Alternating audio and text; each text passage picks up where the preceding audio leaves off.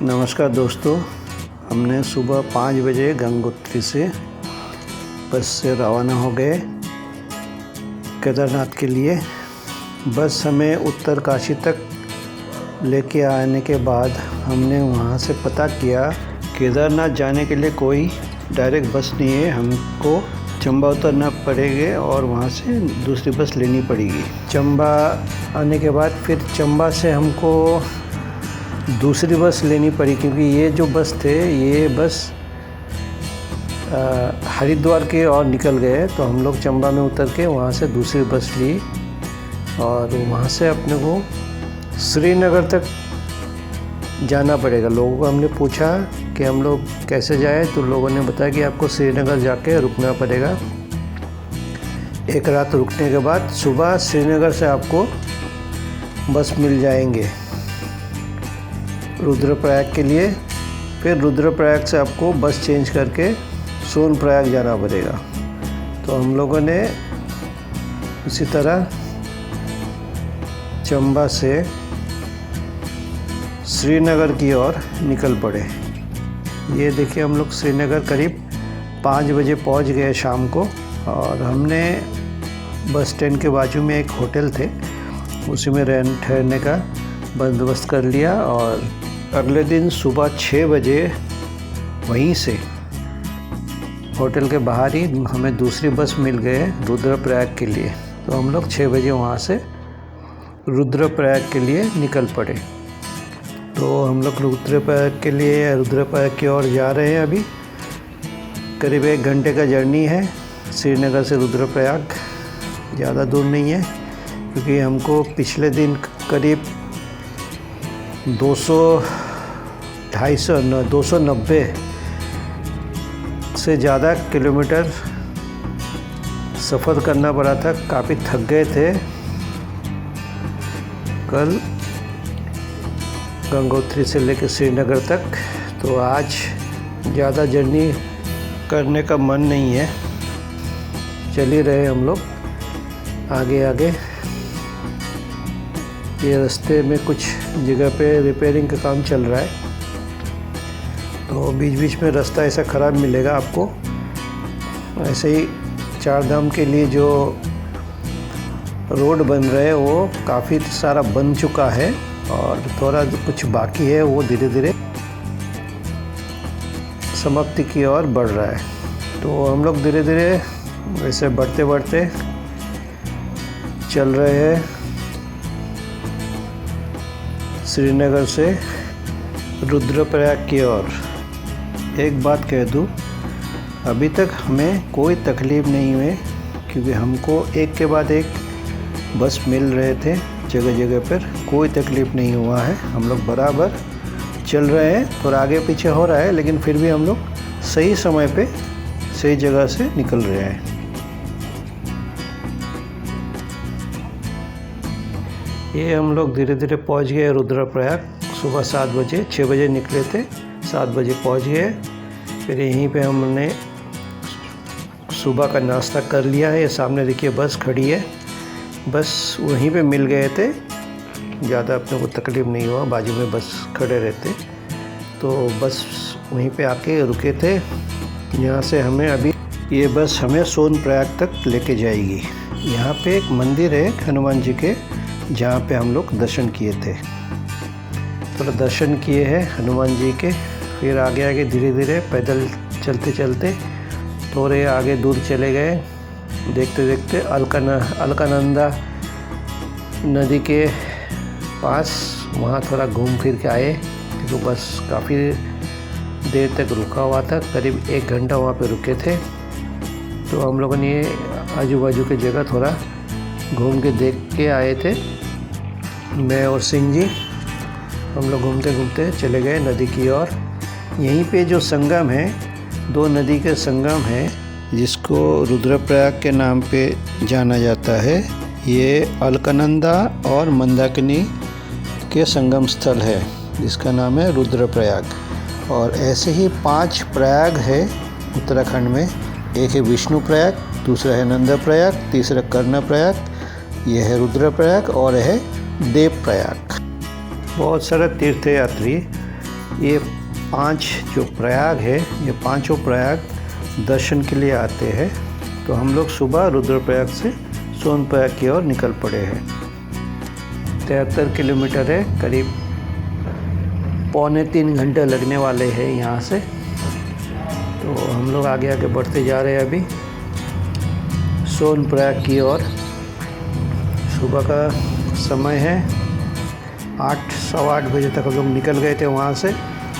ये आगे आगे बढ़ते जा रहे हैं हम लोग सोनप्रयाग की ओर। रास्ते का दृश्य बहुत ही सुंदर,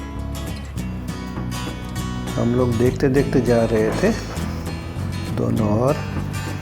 और मौसम ठंड था और धूप भी निकला हुआ था, एकदम आसमान साफ है। देखिए बारिश नहीं हुए अभी तक, तो बारिश हमको नहीं मिले थे। एकदम सुहाना सफ़र जिसको बोलते हैं उसी तरह हो रहा है ये सफ़र। हमें कोई तकलीफ़ नहीं हो रहा है अभी तक। हम लोग धीरे धीरे चल रहे हैं दोनों ओर की देखते देखते। कुछ तस्वीरें लेते हुए जा रहे थे बीच बीच में। रास्ता सही है, अभी तो बहुत अच्छा हो गया है पहले से। और ये जो सामने आप दिख रहे हैं, ये है एक डैम बन रहा है नदी के ऊपर, जो उस टाइम पे बन रहा था। तो देखते देखते आगे हम लोग बढ़ रहे हैं धीरे धीरे। यहाँ आप आओगे तो याद से बरसाती तो लेके ही आना, कभी भी आओगे, क्योंकि ये पहाड़ी का जगह है। पहाड़ी में कभी भी बारिश हो सकता है। कि हमें बारिश नहीं मिले इसका मतलब कि आपको नहीं मिलेंगे, ऐसा कुछ नहीं है। यहाँ पर बारिश होते रहते हैं। या रेनकोट साथ में लेके आइएगा और ठंड के जो कपड़े हैं वो साथ में ज़रूर लेके आइएगा। ये कुछ दृश्य आप देखिए सामने, वो बस के अंदर से लिया हुआ है। बहुत सुंदर दृश्य है ऊपर से। आपको, आप अगर बस में जाओगे तो आपको पता चलेगा कितना सुंदर है ये जगह। ये धीरे धीरे हम लोग सोनप्रयाग 12 बजे तक पहुंच गए थे। और 12 बजे उस टाइम पे भूख लग गया था, तो मैंने खाना खा लिया। और सिंह जी को वहाँ पे गुड बाय कहना पड़ा, क्योंकि सिंह जी और उनके धर्मपत्नी दोनों वाडा नाम के एक जगह है, वहाँ से 2 किलोमीटर आगे है। वहीं पे उन लोग रुकेंगे होटल पे, और वहीं से उन लोग हेलीकॉप्टर से जाएंगे। और मुझे गौरीकुंड तक जाना है। और सोनप्रयाग से गौरीकुंड जाने के लिए आपको यही जो शेयर जीप है यही लेना पड़ेगा, क्योंकि यहाँ से आगे बस नहीं जाते ही, बस यहीं तक ही आखिरी आके रुकते हैं। और ये बस बुकिंग सेंटर है, जहाँ से आपको हर जगह के लिए बसेस मिल जाएंगे। कहीं भी जाओ आप यहीं से बस मिल जाएंगे। ये सामने जो है रजिस्ट्रेशन का ऑफिस है, जहाँ आपको 4 धाम के लिए रजिस्ट्रेशन करने की सुविधा है। तो मैंने तो पहले से ही हरिद्वार में रजिस्ट्रेशन करवा लिए थे 4 धाम के लिए 1 हफ्ते के लिए। तो मुझे तो कहीं तकलीफ़ नहीं हो रहा है, क्योंकि जहाँ भी रजिस्ट्रेशन के वो कागज़ देखना चाहते हैं आप उनको दिखा सकते हैं।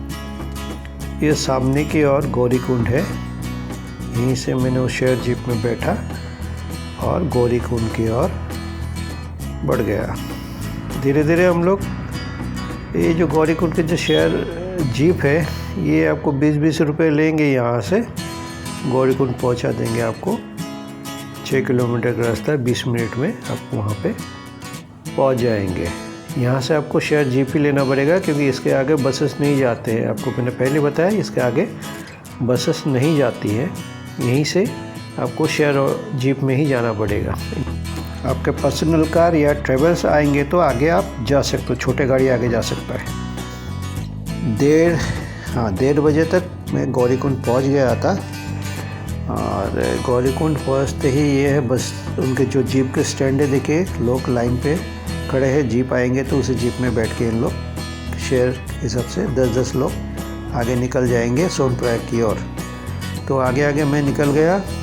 एक झरना मिला था मुझे उस जीप स्टैंड के पास ही, बहुत सुंदर झरना था। तो उसका एक वीडियो लिया मैंने, ये वीडियो आपके साथ शेयर कर रहा हूँ। ये देखिए, ये जो पानी है ये प्योर मिनरल वाटर है। आपको पानी के बोतल ख़रीदने की कोई ज़रूरत ही नहीं है, आप खाली बोतल इसमें से भर सकते हो इस पानी से। मैंने तो वही किया, जितने भी झरने मिले मुझे वहीं से मैंने पानी भर के लिया हुआ है। मैंने ख़रीदा नहीं, एक भी बॉटल नहीं ख़रीदा, क्योंकि ये पानी जितना टेस्टी है शायद आपको दूसरे जो बॉटल का पानी उससे बहुत ज़्यादा टेस्टी है।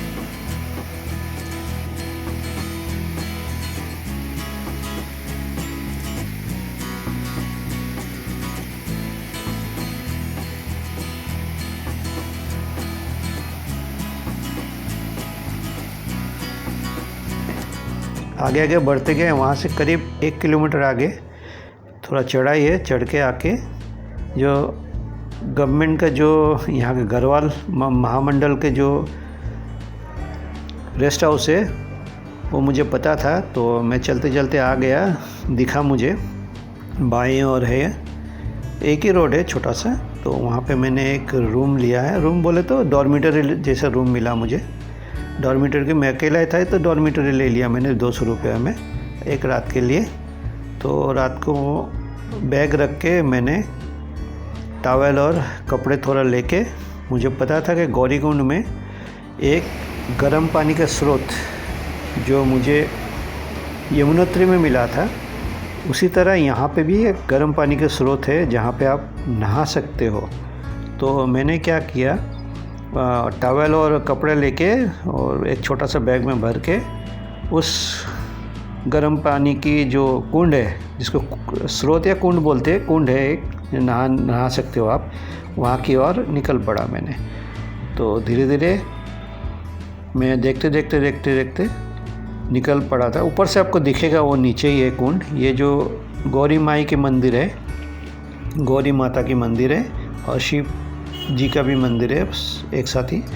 तो इसके थोड़े आगे ही, मतलब इसका सामने ही थोड़ा आगे ही वो जो कुंड है, उस कुंड को कुंड में आपको मिलेगा जहाँ पे आप स्नान कर सकते हो। तो मैंने क्या किया, वहाँ पे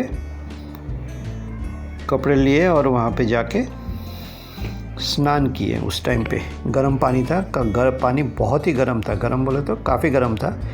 थोड़ा संभाल के वहाँ पे नहाना पड़ता है कि बहुत गर्म था। बाजू में मंदाकिनी बह रही है, इतनी ठंडी है, बर्फ़ के जैसा पानी है, और बाजू में ही उससे गर्म कुंड है पानी की स्रोत। तो वहाँ पे मैंने नहाया। नहा के आने के बाद ये मंदिर दर्शन किया मैंने, माता की मंदिर दर्शन किए, शिव जी का मंदिर भी साथ में है, वहाँ पे दर्शन किए।